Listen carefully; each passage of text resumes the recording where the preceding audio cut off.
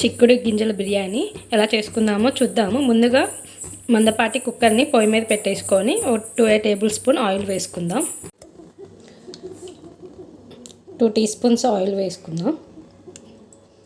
Oil ప్లేస్లో నెయ్యి కూడా వేసుకోవచ్చు. ఆయిల్ హీట్ అయిన తర్వాత 2 మీడియం సైజ్ ఆనియన్స్ వేసుకుందాం.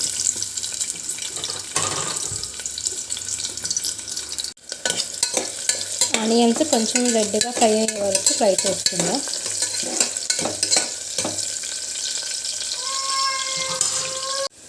ఆనియన్స్ చక్కగా ఫ్రై అయ్యాయి. ఇందులో మసాలా దినుసులు వేసుకుందాము.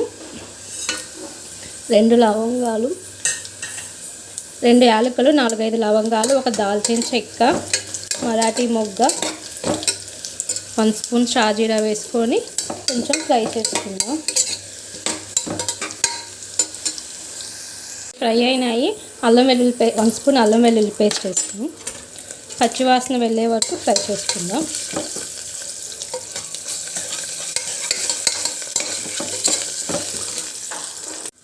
ఇందులో మీడియం సైజు 1 టమాటో సన్నగా కట్ చేసి పెట్టుకున్నాను. అలాగే 4-5 పచ్చిమిర్చి,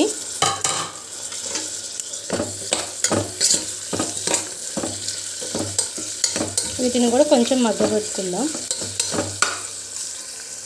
ఇది బాగా మగ్గినవి. ఇందులో 1/2 కప్పు చిక్కుడు గింజల్ని ఇట్లా ఇత్తనాలు తీసి పెట్టుకున్నాను. వీటిని వేసుకుందాం. అలాగే నా దగ్గర బఠానీ కూడా ఉంది. కొన్ని 2 స్పూన్స్ బఠానీలు ఒకసారి కలపెట్టుకుందాం.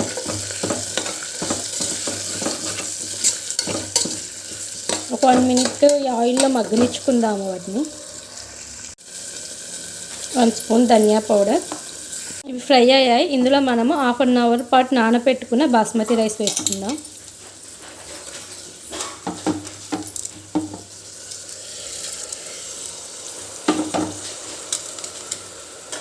ఒకసారి కలపెట్టుకుందాం.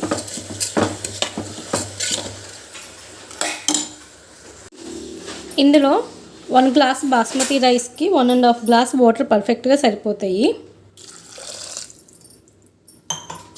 మీరు ఏ గ్లాస్తో అయితే తీసుకుంటున్నారో ఆ క్వాంటిటీతో 1 గ్లాస్కి 1.5 గ్లాస్ వాటర్ వేసి ఒకసారి కలపెట్టుకుందాం.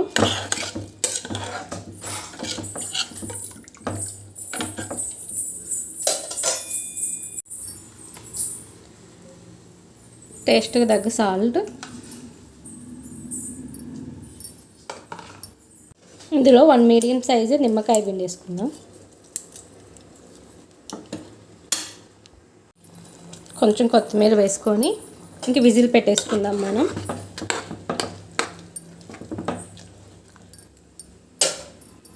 వన్ స్పూన్ నెయ్యి యాడ్ చేస్తున్నాను. 2 విజిల్స్ పెట్టేసుకుందాం. 2 విజిల్స్ సరిపోతుందండి. బాస్మతి బియ్యం కాబట్టి 3rd విజిల్ పెడితే మెత్తగా అవుతుంది. 2 విజిల్స్ పర్ఫెక్ట్గా సరిపోతుంది. విజిలంతా వెళ్ళింది. ఇప్పుడు మూత తీసి చూద్దాం ఒకసారి. ఇదిగోండి చిక్కుడు గింజల బిర్యానీ. చూసారా ఎంత పొడి పొడిగా వచ్చిందో బిర్యానీ. టేస్ట్ చాలా బాగుంటుంది. ఈ సీజన్లో ఎక్కువ చిక్కుడు కాయలు దొరుకుతాయి కాబట్టి మీరు కూడా ట్రై చేయండి. ఇదిగోండి చిక్కుడు గింజల బిర్యానీ. టేస్ట్ సూపర్గా ఉంటుందండి. మీరు కూడా ట్రై చేయండి. తిని ఎలా ఉందో చెప్దాం. ఈ బిర్యానీ చాలా టేస్ట్గా ఉంది. చిక్కుడు గింజలతో కలిపి చేస్తే చాలా బాగుంది. మీరు కూడా ట్రై చేయండి.